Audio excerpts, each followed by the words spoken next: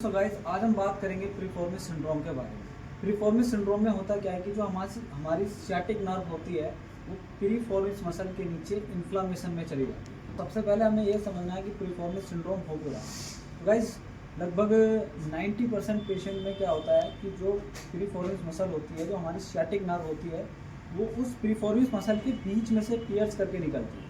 तो यदि कोई पेशेंट प्रोलॉन्ग सिटिंग कर रहा है और बार बार बैड पोस्चर में एक साइड अपना वेट शिफ्ट कर रहा है तो उसको प्रीफॉर्मिस सिंड्रोम होने के बहुत ज़्यादा चांसेस होते हैं। तो आइए समझते हैं हम प्रीफॉर्मिस सिंड्रोम के लिए क्या ट्रीटमेंट कर सकते हैं और उसकी स्ट्रेचिंग कैसे होती है। तो सबसे पहले हम देखेंगे कि पाइरीफॉर्मिस जो मसल है हमारी, उसका स्ट्रेच कैसे कराना है।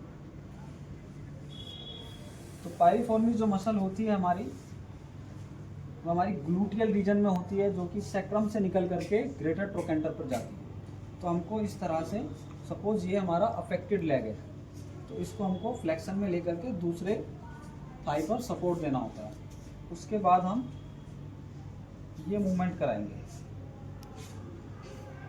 इसमें होगा क्या, जहाँ पर पेशेंट को पेन आ रहा था पाइरीफॉर्मिस मसल पे स्ट्रेच जाएगा। इसको आप अकॉर्डिंग टू पेशेंट कराएंगे। अगर पेशेंट को बहुत ज़्यादा पेन है या उसका पेन बहुत ज़्यादा रेडिएट कर रहा है और पूरा नीचे तक जा रहा है, तो ये ज़रूरी नहीं है कि उसको प्रीफॉर्मिस सिंड्रोम है, उसको पीआईवीडी भी हो सकता है। तो ये स्ट्रेचिंग कराने से पहले आप पहले उसका प्रॉपर असेसमेंट करेंगे, डायग्नोसिस निकालेंगे, उसके बाद ही आप ये स्ट्रेच उसको कराएंगे। वरना कई बार मिस डायग्नोसिस होने की वजह से आप पेशेंट का पेन बढ़ा सकते हैं।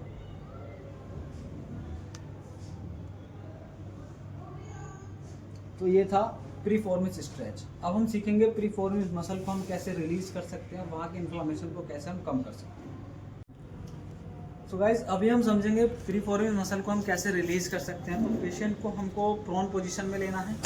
उसके बाद हम पेशेंट का नी बैंड करेंगे। उसके बाद हम मसल को पालपेट करेंगे। जैसे ही आप इंटरनल और एक्सटर्नल रोटेशन करोगे, मसल आपको पालपेट हो जाएगी और वो पेन पॉइंट भी आपको मिल जाएगा। उसके बाद आपको करना क्या है कि अपनी एल्बो को वहाँ पर प्रेस करना है। उसके बाद आप स्टैटिक रिलीज भी दे सकते हो, सिर्फ आप प्रेस करके रख सकते हो, स्टीमिक कंप्रेशन दे सकते हो, या फिर आप मूवमेंट के साथ भी रिलीज दे सकते हो। जैसा कि आप देख रहे हो, मैं पेशेंट को इंटरनल और एक्सटर्नल दोनों मूवमेंट करा रहा हूँ। इससे क्या होगा कि मसल अच्छे से रिलीज हो जाएगी अगर उसमें टाइटनेस है तो। बेसिकली होता क्या है कि जब कोई पेशेंट प्रोलॉन्ग सिटिंग में बैठ रहा है या फिर बैड पोस्चर में बैठ रहा है, तो एक पर्टिकुलर पॉइंट पर उसको प्रेशर आने लगता है। बेसिकली उसको मसल को इन्फ्लामेशन आने लगता है वहाँ पर, और जो सियाटिक नर्व है वहाँ पर वो कंप्रेस होने लगती है। तो इससे होगा क्या, अभी हम इस मसल को रिलीज कर रहे हैं, उसके बाद हम पेशेंट को आइस पैक देंगे ताकि इन्फ्लामेशन और ना बढ़े और उसका पेन सेटल हो जाए। सो गाइज यदि ये वीडियो आपको अच्छा लगा है तो प्लीज़ मेरे चैनल को सब्सक्राइब कीजिए और जुड़िए हमारे साथ ऐसी न्यू इन्फॉर्मेशन वीडियो के लिए। Thank you.